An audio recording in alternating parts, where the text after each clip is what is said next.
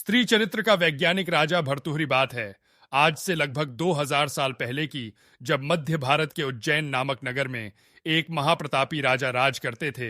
नाम था महाराज भर्तृहरि।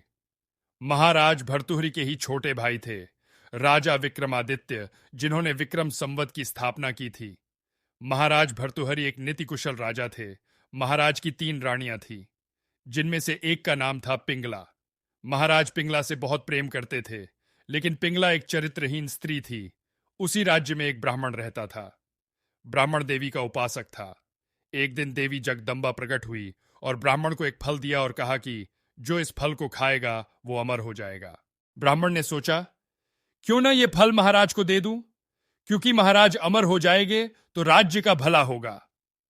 ये सोचकर ब्राह्मण ने राजा भर्तृहरि को फल दे दिया और पूरी कहानी सुना दी। राजा ने ब्राह्मण को उपहार देकर विदा किया और राजा ने अपनी रानी पिंगला को फल देते हुए कहा, मेरी प्राण प्यारी, अगर तुम अमर रहोगी तो मुझे खुशी होगी। रानी पिंगला चरित्रहीन थी। वो एक दरोगा से प्रेम करती थी जो राजा की सेना में सैनिक था। रानी ने फल दरोगा को दे दिया। दरोगा एक वैश्या के प्रति आसक्त था, इसीलिए उसने वो फल वैश्या को दे दिया। वैश्या राजा भर्तृहरि का सम्मान करती थी। वैश्या ने सोचा कि हमारे महाराज कितने महान हैं, उनके राज्य में प्रजा बहुत सुखी है।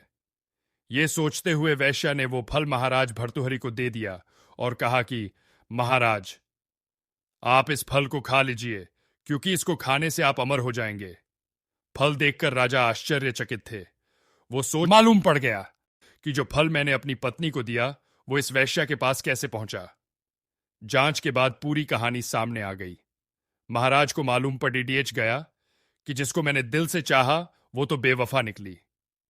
तब महाराज ने अपनी पत्नी यानी रानी पिंगला को मृत्युदंड दे दिया और अपने भाई विक्रमादित्य को राजा घोषित कर दिया।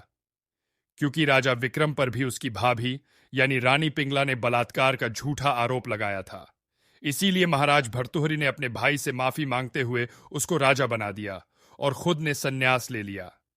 संन्यास लेने के बाद भर्तृहरि में 2 ग्रंथों की रचना की। एक श्रृंगार शतक, इसमें स्त्री के गुण और दोष दोनों का वर्णन है। 2 नीति शतक, इसमें राजनीति और दुष्ट स्त्रियों से बचने के उपायों का वर्णन है। ये दोनों ही ग्रंथ में एक चीज जो आम है वो ये कि दोनों ही ग्रंथों में स्त्री जाति के गुण दोष बताए गए हैं और उससे सावधान रहने की सीख दी गई है। ये दोनों ही ग्रंथ संस्कृत भाषा में हैं और आज भी प्रासंगिक है। आज भी उज्जैन में भर्तृहरि महाराज की गुफा है जहां उन्होंने तपस्या की थी।